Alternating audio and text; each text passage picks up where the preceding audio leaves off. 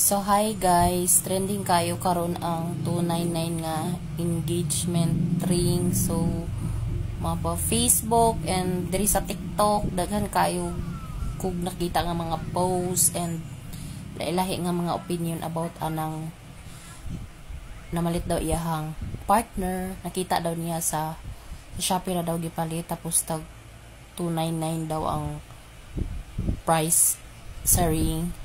And siguro depende sa ato lahi man gyud tag opinion, lahi tag perspective nga tao, and sa iyahang side iyaha man pud to right pud niya nga mo react. Siguro murag gipagawas lang pud niya iyahang unsa ni kung unsa ang tinuo, diba? So kay 8 years daw sila in a relationship, tapos ang iyahang engagement ring lagi daw is tag 299 pesos. So miingon ang uban nga o ira kayo kaday, and pwede ra manggud na dili naman siya magmatter, pero nagdepende ra gyud na siya sa tao, nagdepende lang gyud na siya sa imo kung unsa nimo pag value ang usa ka butang nga gihatag sa imuha. So para sa ako in my own opinion, ako lang ha, dili ninyo ha, yes.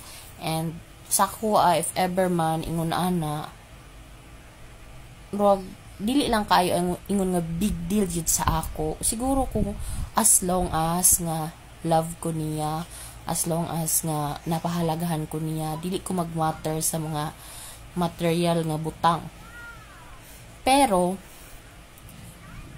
naapog ko yung mga doubt or say tawag anang sa inistorya nga bisan gipaabot na lang unta o bisan libo, diba?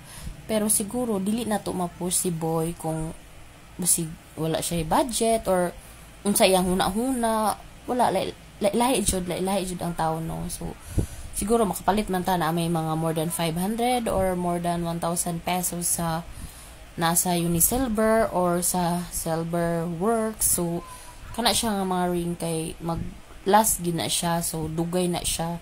I mean dili jud sa ingon nga mag fade, labi na ginaampingan nimo if ever ginasuot lang nimo pag mulakaw ka or bisan pag ginasuot nimo everyday.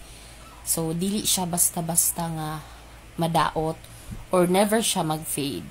So sa iya siguro basin nalain siya, basin sa girl expected niya nga 8 years in a relationship sila, tapos nag-expect siguro siya more than that, and kita niya nga ingon na tag 299 lang day ang gipalit sa iya nga engagement ring.